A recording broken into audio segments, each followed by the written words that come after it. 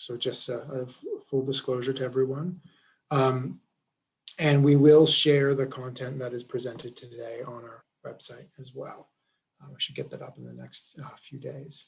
So what the plan is for today is that I will first give a bit of the background on the Consumer Protection Research Initiative and this current request for proposals.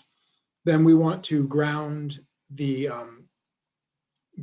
questions we're asking and the themes that we're interested in a bit of data from some of the markets we've been working in. So Willie and Shana are going to share some really exciting research, a mix of survey data and administrative data analysis that IPA has been conducting for the past year to try and identify what might be some of the key topics that researchers like yourselves are going to go out and test solutions towards. So we should probably take about 5 to 10 minutes for the intro, then a good chunk of time for the presentations, and we'll have ample time at the end for questions and answers, which you can either raise your hand and vocalize, or you can put in the chat. And also feel free to send comments or feedback to the content in the chat as we're presenting. All right. So for those of you who may not know, this is a 4-year program funded by the Bill and Melinda Gates Foundation. And we have 4 particular focus countries that we've prioritized: Bangladesh, Kenya, Nigeria, Uganda, all of them in different models and different stages of development of digital financial services. But we are open in this proposal round to projects in other markets, other DFS markets in Africa and South or East Asia. And the overall goal with this 4-year program is, can we diagnose the challenges that are most pressing to consumers in digital financial services? And then can we, through impact evaluations and other methods, develop and test solutions?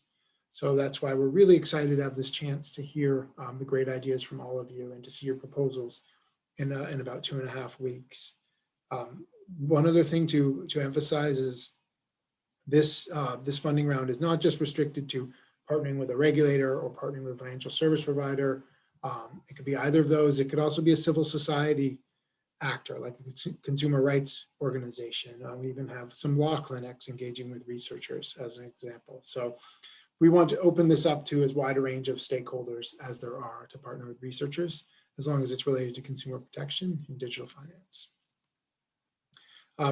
When we developed this research program, we looked at the different issues that may arise in digital financial services, and we've sort of centered around 4 key topics that we want to explore through research. The first is fraud and loss of money.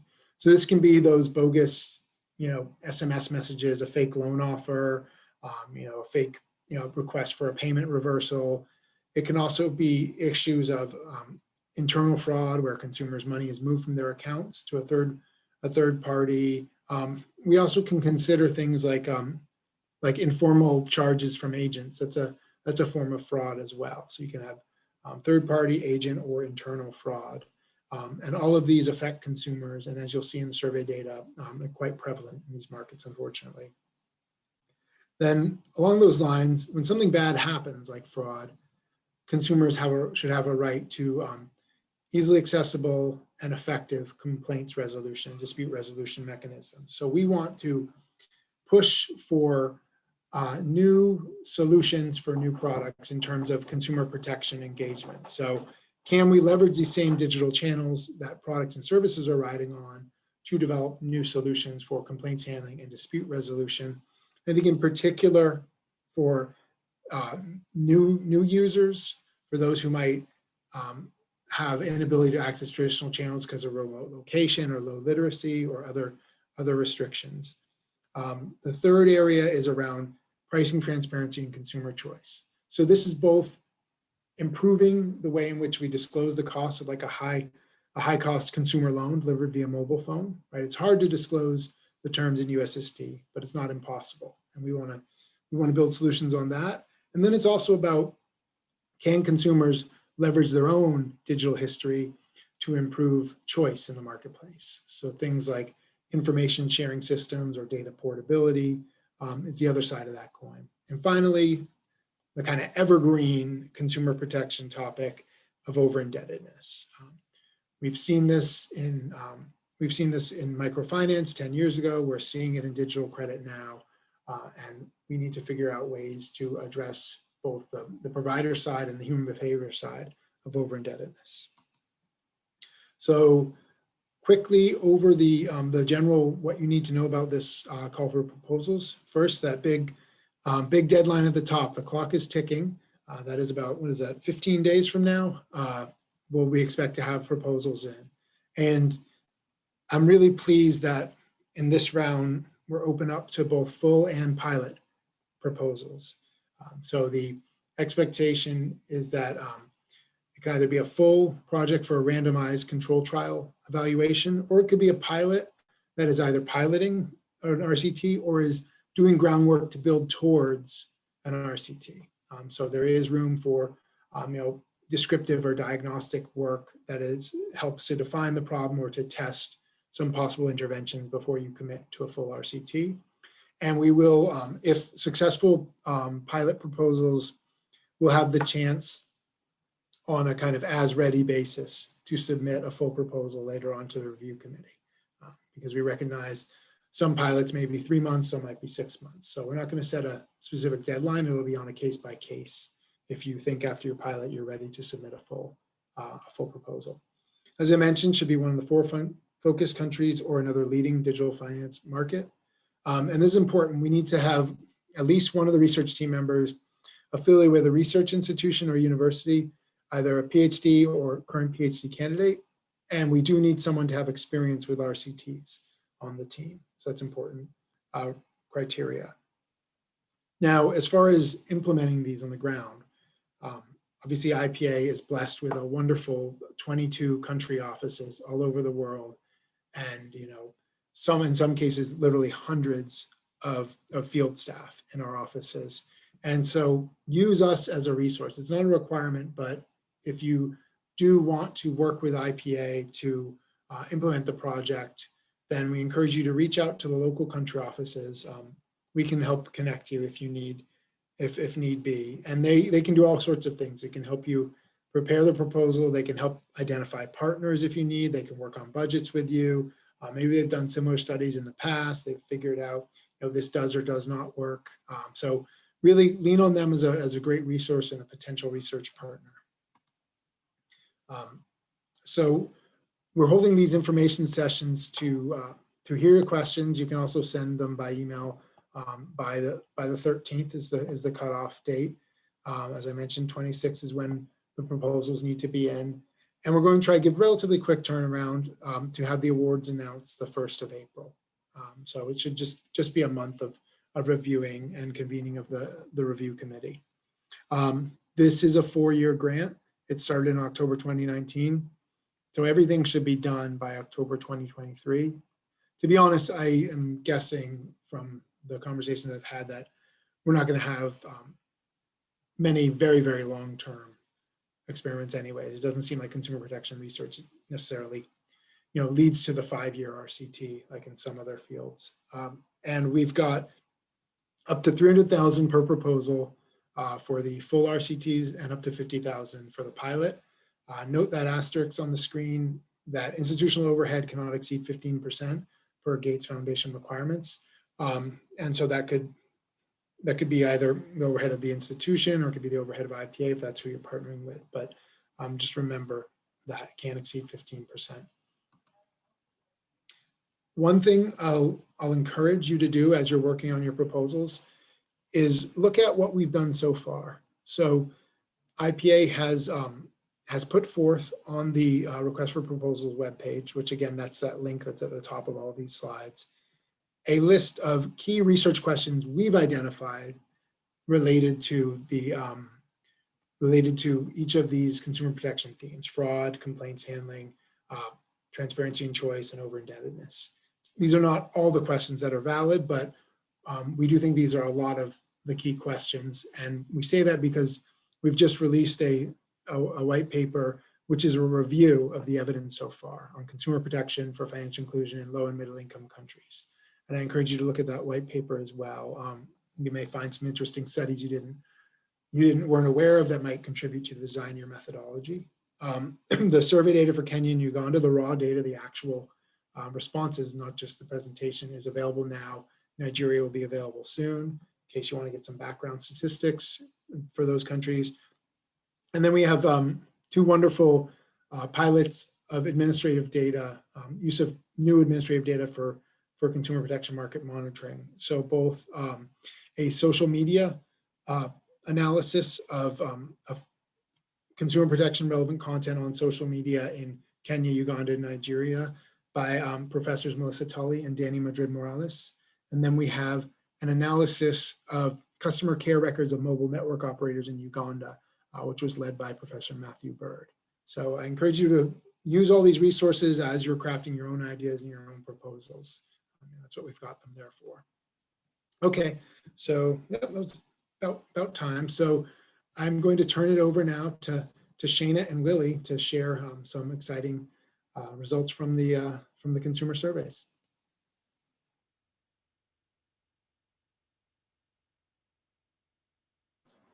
Excellent. Rafe, can you hear me and see my screen, which looks exactly like your screen? Great. Yep, looks good. Okay, nice transition. So great, thanks very much. I'll start off and then I'll hand it over to Shana at some point. Starting off, we're going to talk about the surveys that we've run in Kenya, Nigeria, and Uganda, as Rafe said.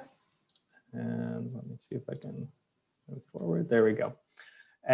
So just as Rafe has already mentioned, we're focused our surveys on these 4 core areas that we're focused on in this entire consumer protection initiative, which is fraud, complaints handling, pricing transparency, and borrowing behavior. And so we conducted this survey as part of the initial phase of this consumer protection initiative, with the goal of trying to understand the types of problems that are out there and the prevalence of problems in the markets that we're interested in. So this is why we focused on Kenya, Nigeria, and Uganda. We have plans for a survey in Bangladesh as well, but that's not done yet. As Rafe has mentioned, we hope that the results from these surveys can be helpful in identifying the areas that are of most concern to consumer protection research moving forward, and hopefully they can be one piece of many to inform the types of projects that are funded, or the types of issues that need to be addressed in the research that's funded through this mechanism. So I'll start off briefly just talking about the methodology for these surveys that we conducted, and I'll start talking about Kenya and Uganda because the methodology was similar there, and then I'll talk about Nigeria separately. So this was done last year, and along with everyone else in this field, we quickly adapted from plans to do an in-person survey to phone surveys. And we used a random digit dial methodology. We didn't have an existing sample to work with, and so random digit dial was a nice option for us. For those that don't know, random digit dial essentially means that you're taking all numbers that are active nationwide in each country and randomly selecting a set of them to call. We also used filters at the beginning of the survey to limit our respondents to adults that are active digital financial service users, so people that have used mobile money, mobile banking, or mobile loans in the last 90 days. And so we ended up with a sample size in Kenya of 793 and Uganda 762, and conducted these surveys in August through October of last year. So I think the big thing to highlight for our random digit dial methodology is that while we are aiming for something that is approximately representative, and we are randomly sampling across the entire set of numbers in the country, consistent with many other results at this point, we find from other surveys, we find that our respondents are a little bit skewed, particularly towards male, towards better off respondents, higher educated respondents as well, more urban respondents. Though we didn't find that this was too extreme. And of course, some of this is due to our filtering as well. DFS users are typically all of these things: more male, better off, more educated, more urban. But we do think some of that skew is due to the sampling strategy. So just something to note when looking at this data. In Nigeria, we had plans to do the same thing, to do a random digit dial survey. But we found that in Nigeria, for whatever reason, this skew that I was just mentioning was quite high, much higher than it was in Nigeria, or sorry, in Kenya or Uganda, particularly in terms of education.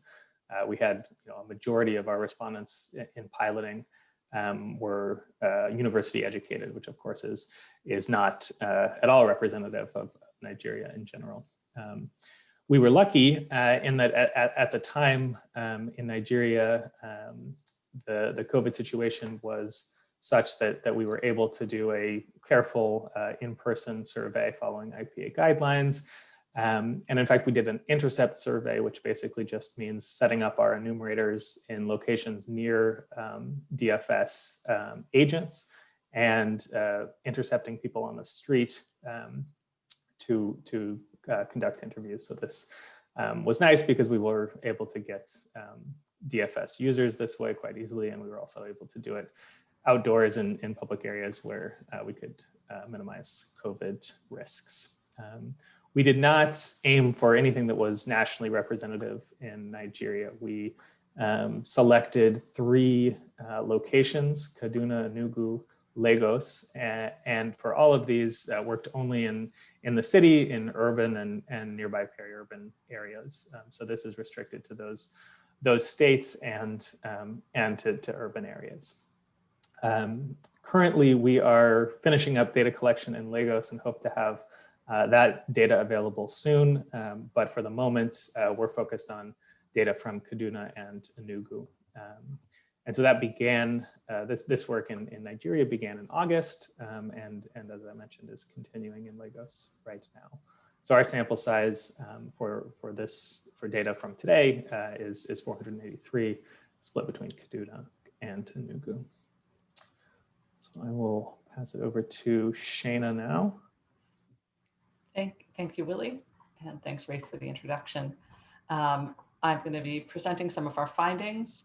If you have questions, please feel free to drop them in the chat, and they'll either be answered in the midst if they're a quick clarification and I see them, or we'll cover them as we move along. But do feel free to ask questions.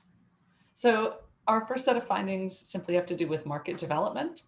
So what we find here, and I'm highlighting in the top set of rows, is the case of Kenya. We find that nearly everyone in our sample of digital finance users is using mobile money. For those familiar with Kenya, this shouldn't be too much of a surprise. And the vast majority of those use agents at some point, which again makes sense if you would like to do cash in or cash out at any point. We find that with mobile loans, we have about half of digital finance users have tried them at some point, but interestingly, only half of those, so a quarter of all of our respondents, have used them within the past 90 days. This suggests somewhat more sporadic usage. Mobile banking is notably less developed in Kenya, and this finding should be, compared to what we see in the other countries in our sample. So moving on, next slide. Thanks. Moving on to Uganda, we see a similar usage pattern. So again, we see extensive use of mobile money and agents, but somewhat less mobile loan and mobile banking usage. And again, we see a lot of people who have used mobile loans at some point, but not in the relatively recent past, so the past 90 days. Moving on to the case of Nigeria, and specifically, this is the cities of Kaduna and Enugu, or their immediate urban environments. We see that mobile money is much less widespread, dramatically so in Nigeria. It is a much less developed market. Instead, in Nigeria, what we see is a mobile banking-led market, where the vast majority of digital financial users are not using mobile money and certainly not mobile loans, but have a mobile banking account, and they seem to be using this fairly regularly. Agent banking is much more common in Nigeria. So agents in Nigeria could be mobile money agents, but are often mobile banking agents. This is part of how banks in Nigeria have increased their spread. They have these agents that operate outside of physical bank structures that perform operations linked to people's bank accounts. We also know that agents are used for what we call over-the-counter transactions. This means that an individual who does not have a mobile money account can rely on the mobile money account of an agent to perform cash in, cash out, to receive or send money. So they are essentially relying on their agents to send money. This does pose some consumer risks when we consider that networks may go down. So you might give money to the agent and they might not be able to complete the transaction immediately. And now the money is sitting on their account, not in your own hand. Next slide. So along these lines, I want to talk a bit about the most common challenges that consumers face. And here we're looking at the case of Kenya. So first, as we might anticipate, phishing scams are common, as are errors in sending money. The third most common challenge, this being denied access to a new loan. If we think about this, this might actually be a good thing for the development of digital financial services. You know, in a well-functioning credit market, not every individual should be extended an infinite amount of credit. But from an individual user point of view, you would see it as a challenge if you wanted a loan and could not get one. Broadly, we see a lot of user interface challenges and potential opportunities for interventions. So first we saw 35% of people having incorrectly sent money, but we're also seeing large shares of respondents who've experienced poor quality or could not reach customer care, difficulty using the short code, and just unclear charges.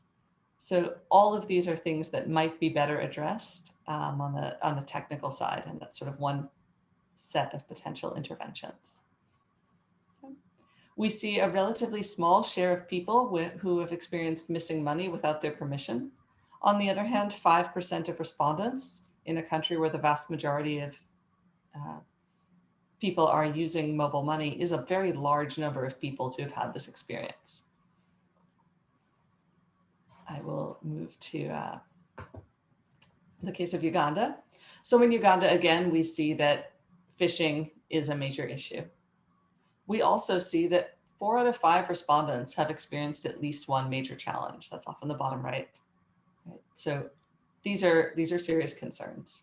We see high levels of concern about the quality of customer care, and a significant concern can be raised around agents charging people extra to complete a transaction. So this is agents charging what consumers believe to be in excess of the official fees.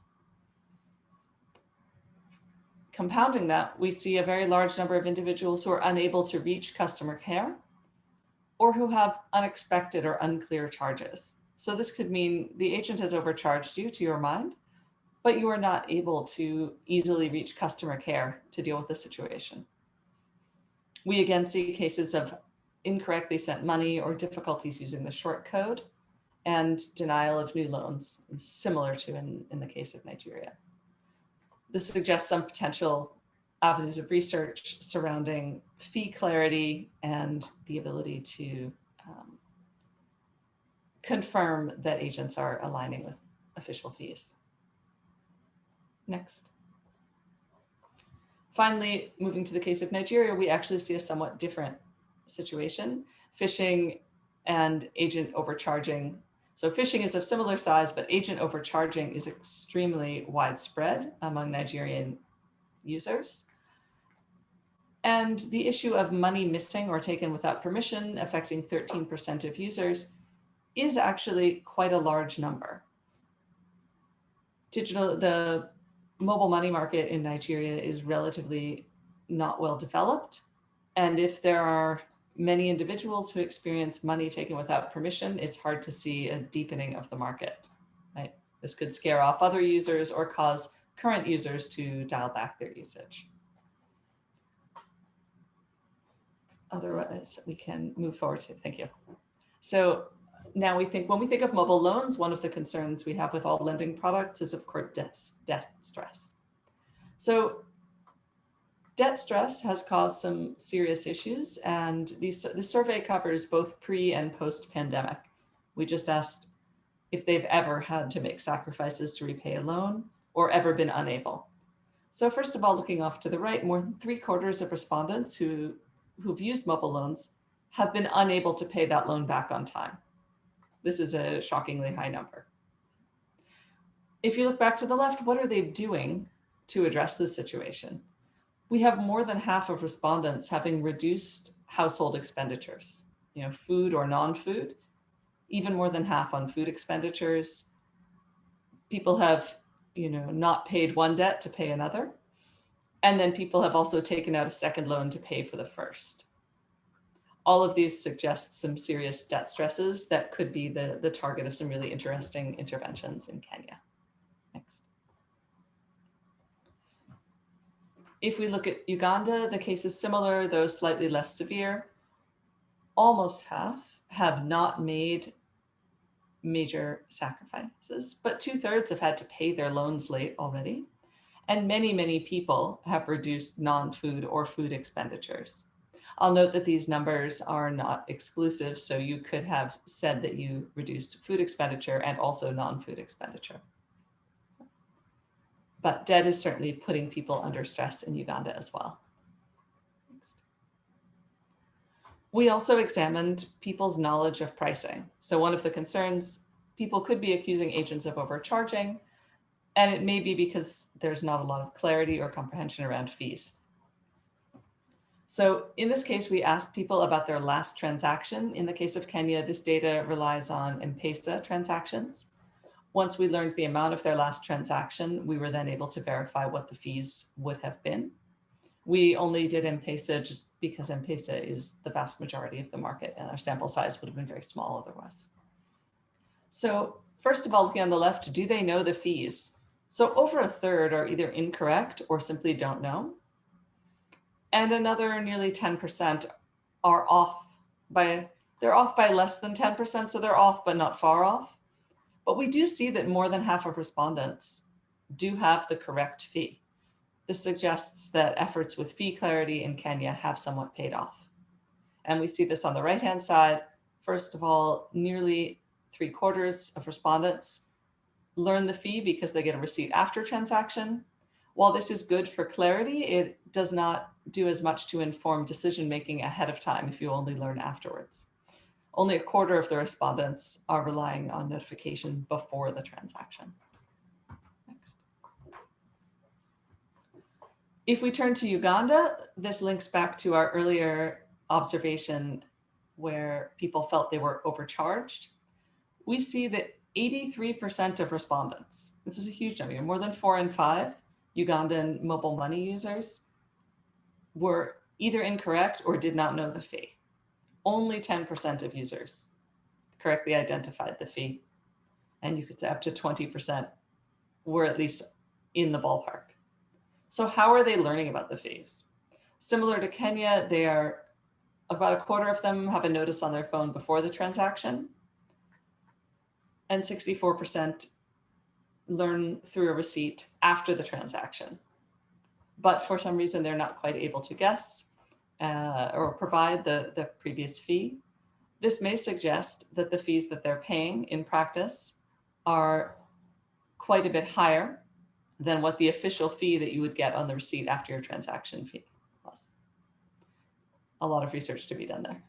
Next. Next, I would like to speak briefly about fraud in Kenya before turning this over to Willie to talk about the role of agents and redress. So encouragingly, we find that the most common response to getting one of those spam calls is to ignore it. And nearly 80% of respondents realize that they shouldn't. But more than 15% of consumers did respond to these scams. And very few actually reported scams to the mobile network operator and others. Of those who respond, we're finding about 10% following the instructions or calling the scammer back. And these are the incidents that really expose consumers to serious fraud risk. And though these percentages are small, they can carry some very high costs. If someone shares their account password, they could lose a substantial sum of money, and it can be very difficult to retrieve. So while it is low in percentage terms, in terms of impact, those affected by fraud are pretty severely impacted. So now we'll turn it over to Willie. Great, thanks, Shayna. So continuing on with agent conduct, as Shayna mentioned, you've seen these statistics before when Shayna was presenting the various challenges that we see across the markets, but I just wanted to highlight this one on agent overcharging, which I think is the largest difference between the markets, where we see in Nigeria and Uganda. This is a huge problem.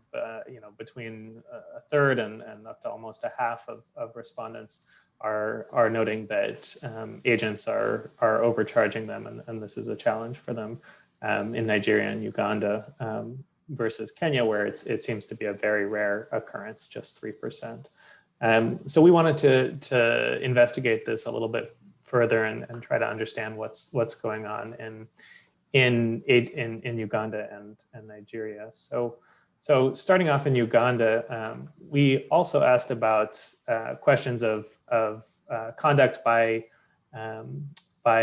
consumers themselves when they're interacting with agents, and also their level of trust with agents. So I'll actually start on the right, where we see that 14% of DFS users report either withdrawing cash without being physically present at an agent, or sharing a PIN number or other account details with an agent. So both of these things are clearly concerning. These present risks to customers, and so 14%. While it's a minority, it's a pretty significant number of people that are taking these risks with agents that could expose them to fraud or that sort of thing. When we look at trust, we see that trust does seem to be quite a significant issue. We see that less than half of respondents are believing that agents will act in their best interest or keep their information safe. And it seems that around half are worried that agents may cheat or deceive them. So there's clearly a challenge of trust between customers and agents in Uganda, and rightly so, because overcharging is quite significant. In Nigeria, we see a fairly similar picture in terms of trust. Trust appears to be actually a little bit better, though it's not dramatically so. In Nigeria, we still see that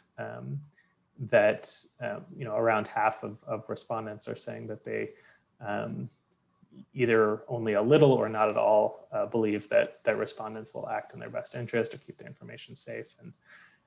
And around a third think that it's likely that agents are going to cheat or deceive you. We do see that things are significantly better in terms of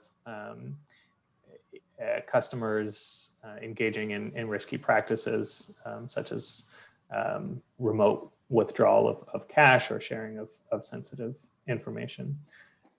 So one thing to note on the trust issue is that this is sort of a mixed bag. In some ways, it actually makes sense and it's rational for customers to be wary of agents in a situation where nearly half of them are experiencing overcharging by agents, and so to some degree, it's good to have a bit of wariness and limit trust so that you're able to avoid being scammed or overcharged. But that said, if these trust issues sort of expand to the digital financial service sector generally, or to the providers, if there's limited trust there, that can reduce usage of products that otherwise would be beneficial to customers and reduce uptake with new customers, that sort of thing. And so this is, a bit concerning, and I think an area where we'd like to learn more. Finally, I'll talk about complaints and the redress process, and here I'll focus on Uganda. So we asked consumers to tell us what their very worst experience they've had with digital financial services. And the results that we get are similar to what we showed before in terms of the prevalence of various challenges. We see that agent overcharging is common in Uganda, incorrectly sent money, customer care issues, unexpected or unclear fees are all common. But then we followed up and we said, okay, how did you deal with this situation? Did you take any action to try to resolve the problem? And if so, how did that experience go? And so I think the first thing that stands out here is that the red bars are really big, which means most people are not taking action. So the majority of respondents to their very worst challenge that they experienced with a digital financial service, with their mobile money or mobile banking account, they took no action. We do see that this varies a bit. For example, incorrectly sent money, we see that while some people don't take action, many do. Many contact their provider or their agent or contact the recipient themselves and are able to resolve the issue. So it does seem that in some, for some issues, there's a fairly well-functioning complaints redress process. But for others, for example, agent overcharging, which I was just talking about, the vast majority of people are taking no action and feel like they have no way of dealing with this issue. And that may be a bit, of a rational response, given that only 40% of people that do take action are ultimately able to resolve their issue to their satisfaction. And so it may make sense to take no action if you feel like you have no, your likelihood of success is low. We also see that about a third of our respondents that took action had to spend their own money, for example, on transportation or something like that, to deal with the resolution process. And so there are concerns there with the difficulty of the redress process. The last thing that I wanted to just mention is an interesting finding that we have that's a bit of an unsolved puzzle here. So what this graph shows is the percent of respondents broken down by segment that report any challenge, any of those challenges that Shana shared before. And so this is from Kenya, but we see similar results in Uganda as well. We see overall that male respondents, that higher educated respondents, that less poor respondents, and that urban respondents tend to be more likely to report challenges. Here there's some marginally significant results, but we do see similar and sometimes more significant results in Uganda. So there's a question here about why this might be. These are segments that we think to be traditionally less marginalized, and so this might be counter to what you would expect. You might expect that the more marginalized groups are experiencing more challenges. So one possibility is a usage story. You remember that our respondents are all digital financial service users. So this is restricted to people that are using the services, but the intensity of that usage can vary. And so it might just be that these segments are more active users, and so more likely to ultimately encounter a challenge. It could also be a understanding or a noticing issue. So it could be that more sophisticated users are more likely to realize that they're experiencing challenges around, say, a phishing message, and others are being phished, but not realizing it.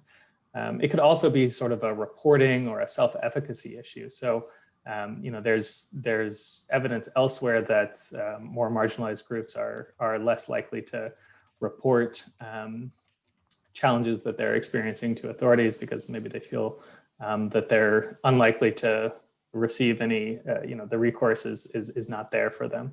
And we've seen that the complaints redress process is only marginally functional in a lot of ways. So that story could be right, but this is I think a story worth further investigation, and we're interested in understanding more and looking at this from different angles. For example, through administrative data, looking at who is likely to submit complaints and who isn't. So that's it. These are just touching the surface of all of the interesting insights that we've found from this data. So feel free to take a screenshot right now, or I'll post this later in the chat. We welcome you to download the data. As I said, Kenya and Uganda are available. Nigeria will be available shortly, and we'll make sure everyone has access to that when it comes out as well. So with that, I think we probably can just continue. I'll speak briefly about the administrative data that we've used already, give a few examples, and then we can go into the question and answer session, unless anyone has a burning question they'd like to ask now.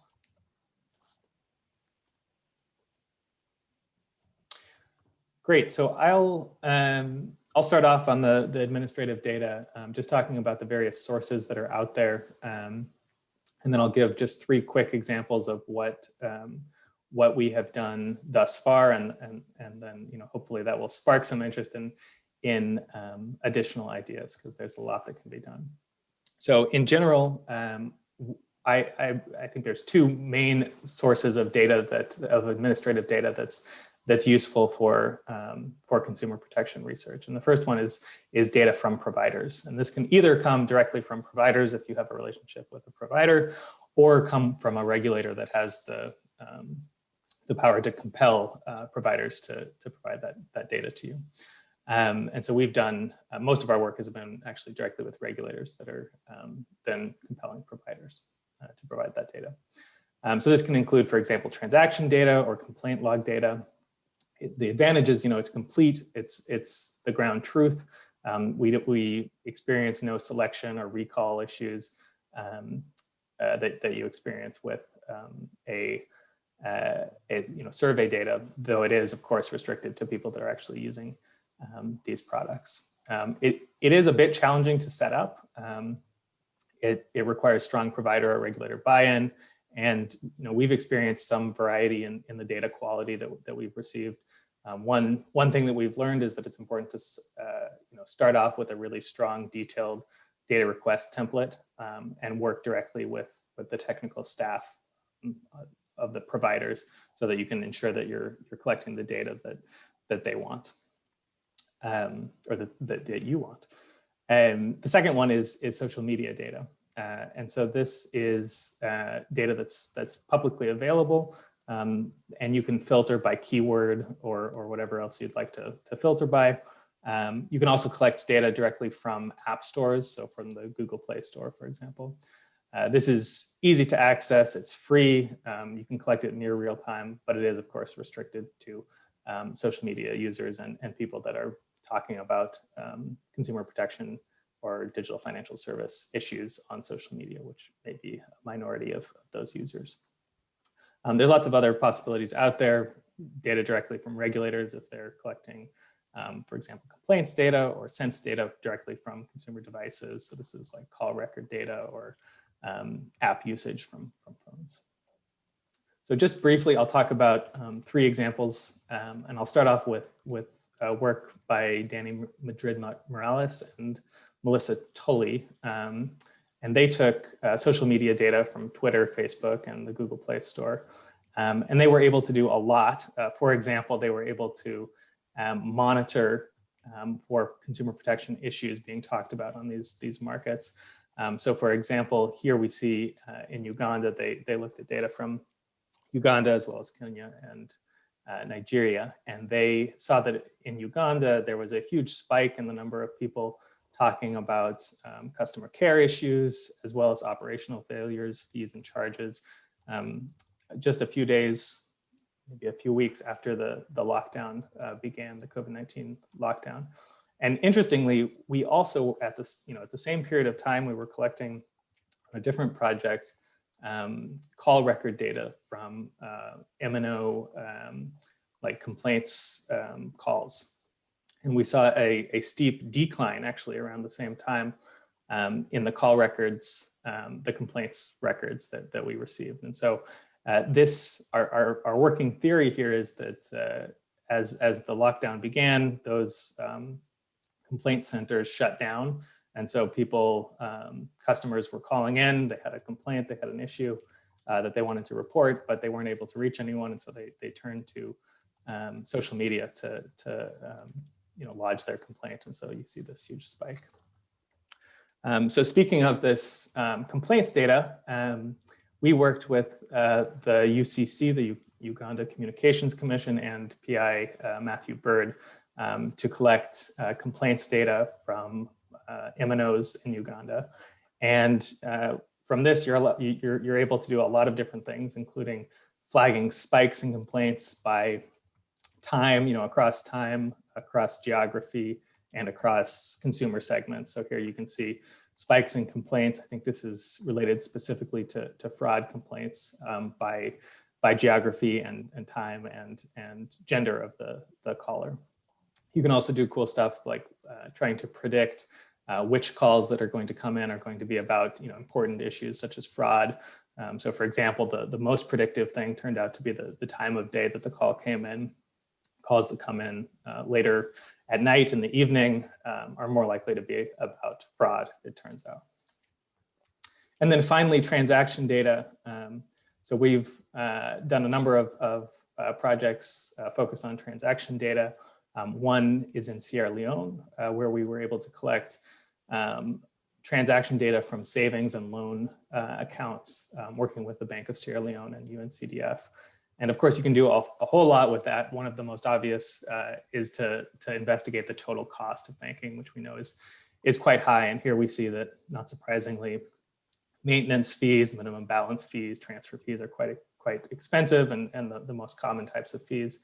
And we also see that users that are relatively low, have low transaction volumes overall, pay a much higher fee rate, around 2.5% of their total transaction volume, compared to the higher end users who are paying just 1/5 of this, about 0.5% in fees.